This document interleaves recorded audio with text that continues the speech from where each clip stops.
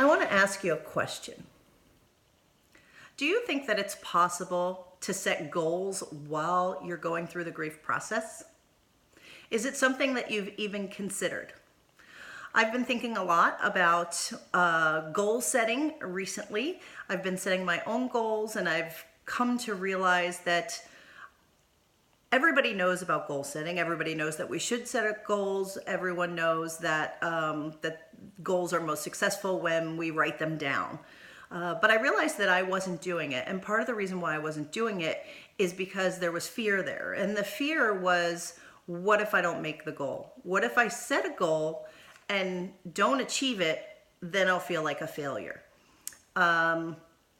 So that's really sort of set me on the path to looking at my goals, and I'm working through that, and I've been able to set goals, write them down, and move toward them. So I really feel like I'm at a good place, and I'm overcoming the challenge.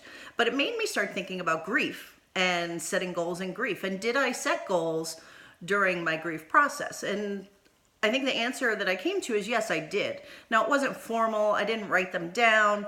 I didn't, think about, hey, this is my goal and this is what I'm going to do. But I did use goals as part of my grief process. So that's what I want to talk about today. Now, I get that the grief process is challenging and tiring, and it's confusion, and you may be just, at the emotional end of your rope. And the last thing that you want to do is think about goals and goal setting. I completely get it. But I want you to just take a moment and entertain the idea for me for just a minute. Now, this is all predicated on my belief that the way through grief is to educate yourself. And there's three things that you really need to be educated on.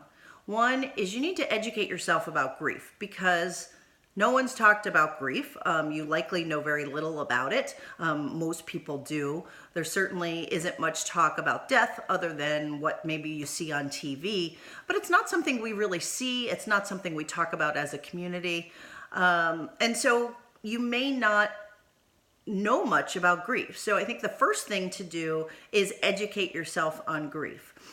Secondly, moving through the grief process is really an internal process. So it's an opportunity to look within and find out a little bit more about who you are. You start to recognize the things that are really important to you, the things that are unimportant to you, who you have in your life, who maybe is in your life and shouldn't be in your life, and really what you want your future to be like now that you may be reevaluating the possibility of your own death and what you want to accomplish before it inevitably happens to you.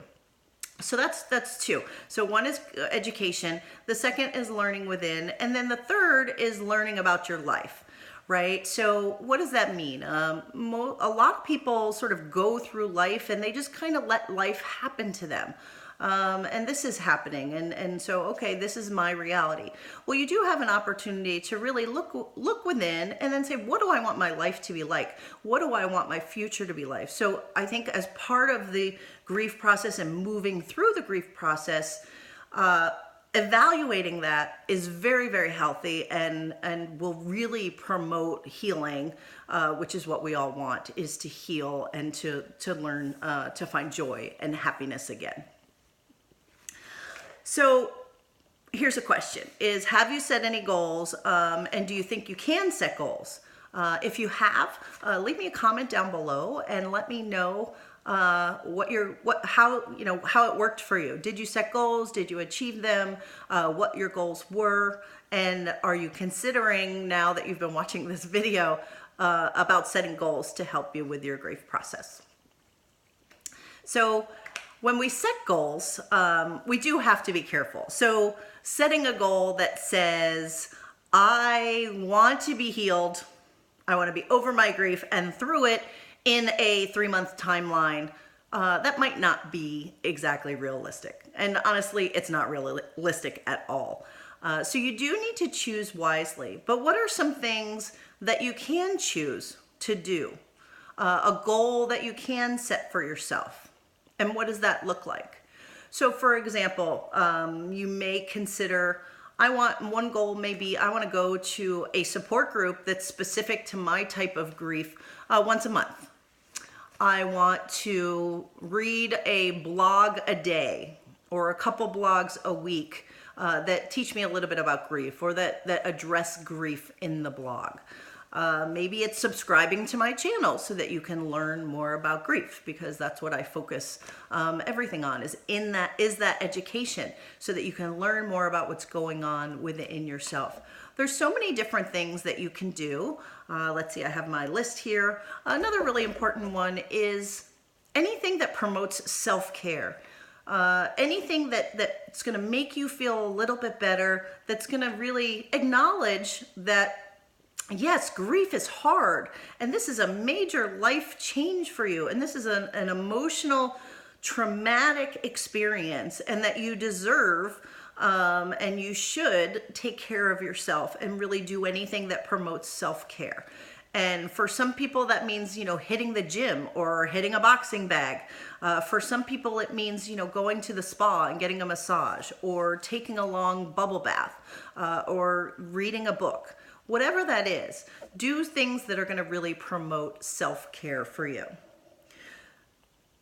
The other thing to keep in mind as part of all of this is that as you're grieving, everything's a little bit heightened, and you're going to notice this, right? So if you were overly sensitive and maybe a little bit impatient before your grief happened, then it's likely that those triggers, those things are going to be even more heightened now that you're in the grief process. And it makes sense because you're worn down.